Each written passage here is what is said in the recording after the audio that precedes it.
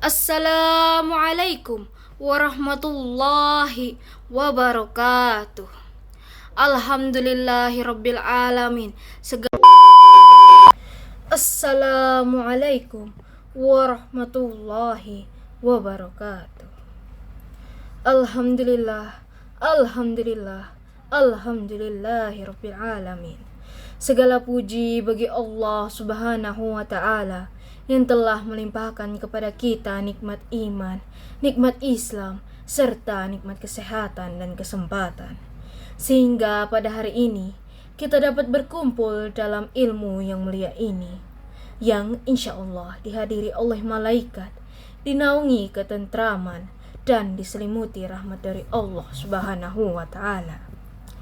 Salawat dan salam semoga senantiasa tercurah kepada junjungan kita Nabi Muhammad SAW, teladan terbaik sepanjang masa, yang membawa kita dari zaman kegelapan menuju zaman cahaya iman dan ilmu.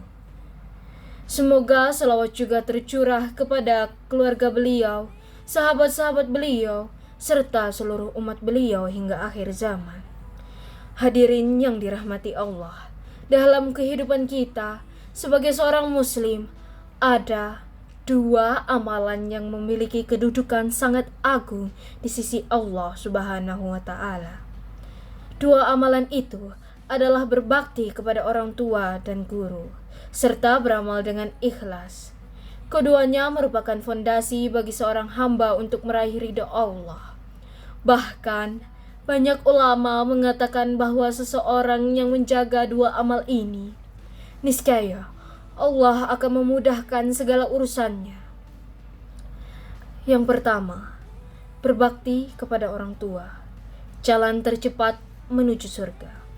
Allah Subhanahu wa ta'ala berfirman dalam surah Luqman ayat 14, "Bersyukurlah kepadaku dan kepada kedua orang tuamu, hanya kepadakulah kembalimu." Ayat ini menunjukkan betapa besarnya kedudukan orang tua, sampai-sampai Allah menggandengkan perintah bersyukur kepadanya dan bersyukur kepada kedua orang tua. Padahal kita tahu tidak ada makhluk yang setara dengan Allah. Namun di sini Allah ingin menegaskan bahwa jasa orang tua begitu besar, begitu mulia, sehingga tidak pantas bagi kita untuk mengabaikannya. Orang tualah yang menjadi sebab adanya kita.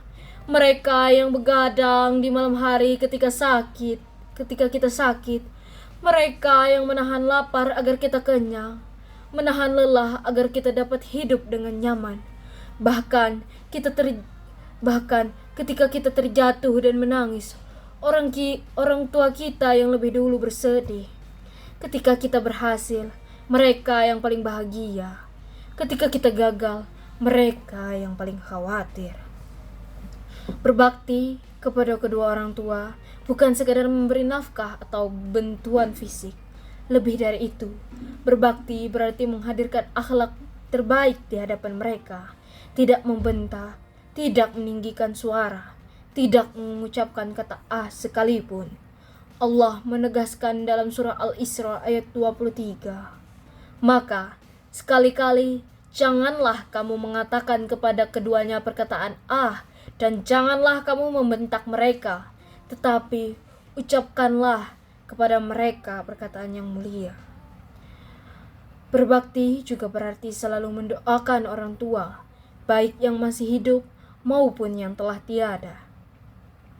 Salah satu doa yang tidak terputus amalannya adalah doa anak yang soleh.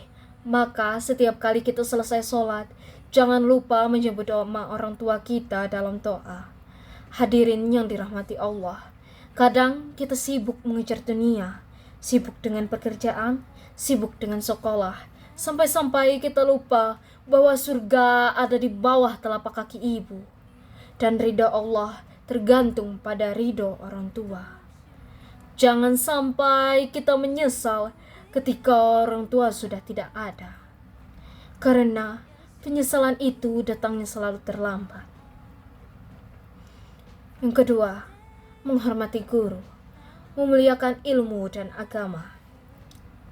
Selain orang tua, guru juga memiliki kedudukan yang mulia. Bahkan para ulama mengatakan, orang tua adalah sebab kita lahir ke dunia, sedangkan guru adalah sebab kita mengenal jalan menuju surga. Rasulullah Shallallahu Alaihi Wasallam bersabda, bukan termasuk kalangan kami orang yang tidak menghormati yang lebih tua, tidak menyayangi yang lebih muda, dan tidak menghormati hak guru. Hadis riwayat Ahmad.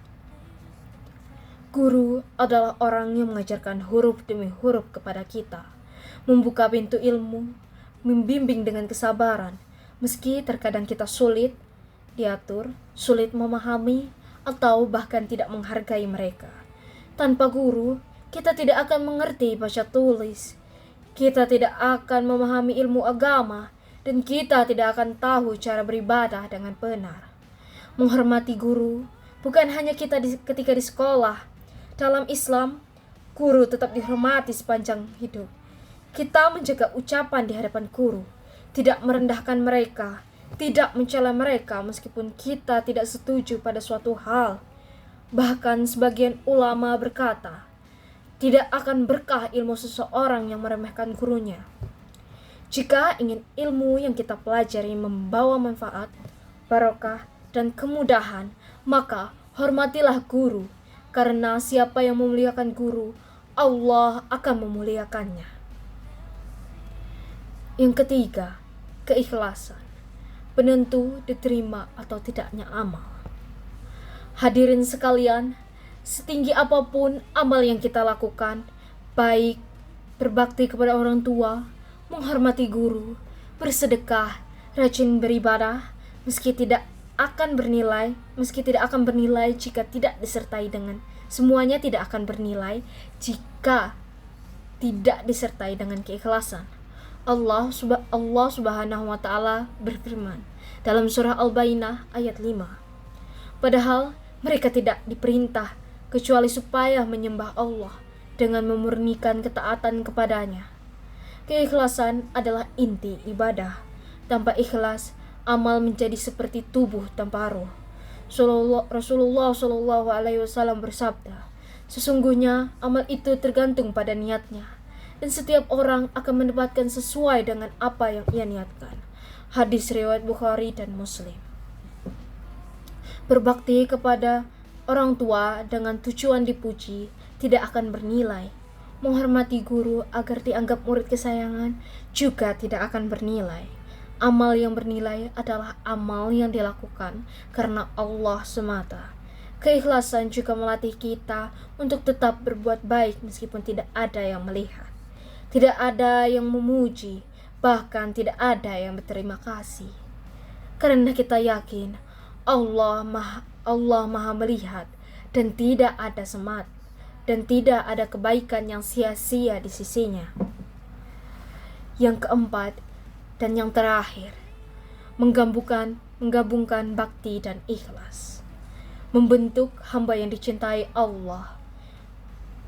Hadirin yang berbahagia, berbakti dan ikhlas adalah dua hal yang harus berjalan beriringan.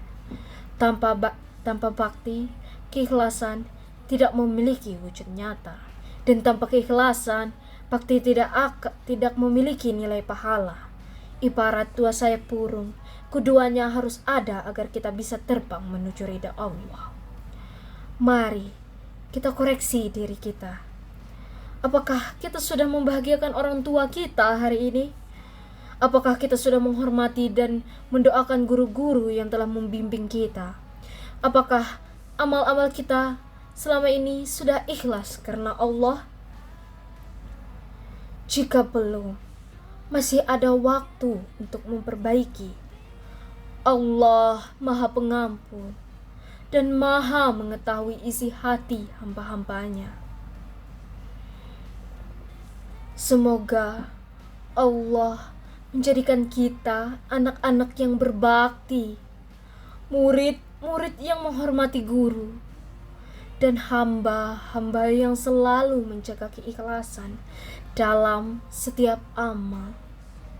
Semoga kita semua termasuk orang-orang yang diridhai oleh Allah dan oleh Allah dunia dan akhirat.